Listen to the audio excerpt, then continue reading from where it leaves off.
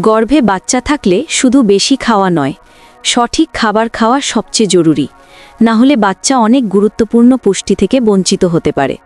প্রথমে দরকার প্রোটিন। এটা বাচ্চার শরীর, পেশি আর টিস্যু তৈরিতে সাহায্য করে।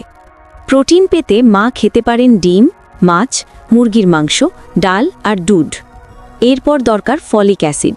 এটা বাচ্চার মস্তিষ্ক আর স্পাইন ঠিকভাবে তৈরি হতে সাহায্য করে। ফলিক অ্যাসিড পেতে খেতে হবে পালং শাক, ব্রকলি, কমলা আর অ্যাভোকাডো। ক্যালসিয়াম বাচ্চার হাড় শক্ত ও সুস্থ রাখতে সাহায্য করে।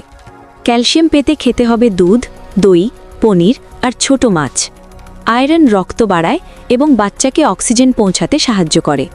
আয়রন পেতে খেতে হবে খেজুর, কিশমিশ, লাল শাক আর গরুর মাংস। ওমেগা-3 বাচ্চার মস্তিষ্কের উন্নতিতে গুরুত্বপূর্ণ ভূমিকা রাখে। ওমেগা-3 পেতে খেতে হবে সামুদ্রিক মাছ, আখরোট আর চিয়া সিড। মা যদি সঠিক পুষ্টি পায়, তাহলে বাচ্চাও জন্মাবে সুস্থ ও শক্তিশালী।